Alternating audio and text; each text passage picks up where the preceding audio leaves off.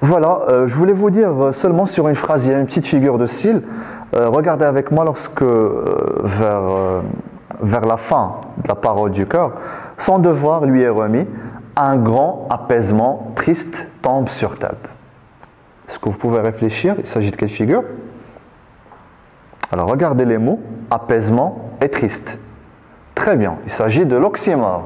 Alors, oxymore, c'est lorsque nous avons deux mots opposés, de sens contraire, mais qui sont placés l'un à côté de l'autre. Apaisement, c'est quelque chose qui apaise, qui tranquillise, qui rend calme. Mais triste, normalement, un apaisement triste, ça montre le chamboulement, la contradiction qui existe même dans le royaume de Thèbes, mais aussi dans la psychologie de Créon. Il y a une avant-dernière didascalie.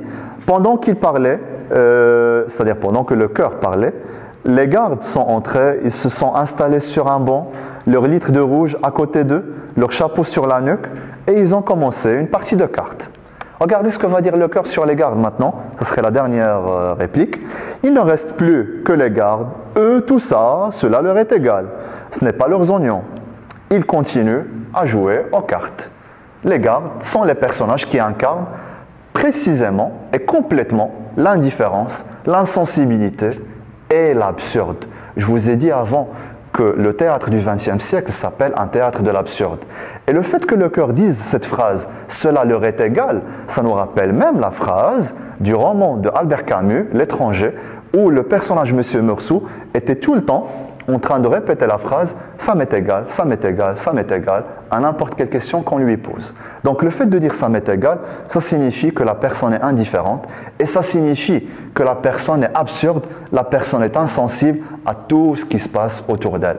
Donc les gardes, c'est l'incarnation de l'absurde, c'est l'incarnation de l'indifférence et c'est la symbolique de tout le théâtre du XXe siècle. Et finalement, je fais le lien avec Albert Camus parce que c'est l'un des précurseurs de ce courant littéraire appelé l'absurde. En fin de compte, voilà, tout ce qu'il y a à dire à la fin, c'est que les gardes, il a dit oui, ce n'est pas leurs oignons, c'est-à-dire ce n'est pas leurs affaires. Ils continuent à jouer aux cartes et à la fin, le rideau tombe rapidement pendant que les gardes abattent leurs atouts. Donc vous voyez que l'absurde à la fin de la pièce a été caractérisé par deux choses. Par la mort symbolique de Créon, par l'insensibilité manifestée par Créon à la fin, et par la présence des gardes qui ne s'intéressent à aucune chose vraiment, parce que l'événement est terrible, parce que l'événement est tellement tragique. Une personne qui ne s'intéresse pas à ce qui se passe autour d'elle, c'est une personne qui incarne ce caractère. En fin de compte, je voulais dire une chose, oui, pour faire la synthèse, on a trouvé que dans ce dénouement tragique, il s'agit de la présence du champ lexical du tragique, épée, flaque rouge, tombeau, etc. On a remarqué qu'il y a le respect de la règle de la bienséance par le fait d'éviter la présentation de la scène de meurtre d'Antigone, de Aimant, devant le public. Ça a été rapporté par le messager. On a évité de présenter la scène de meurtre d'Eurydice et ça a été rapporté par le chœur.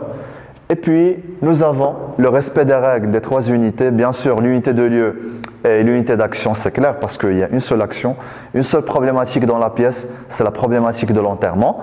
Puis, l'unité de lieu, parce que toute la scène, toute la pièce se passe dans le même lieu. On n'a pas changé le palais royal.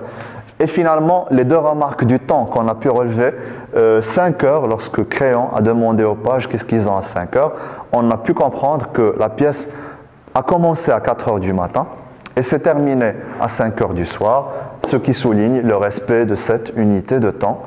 Et puis, nous avons la dernière caractéristique, c'est la mort symbolique de Créon.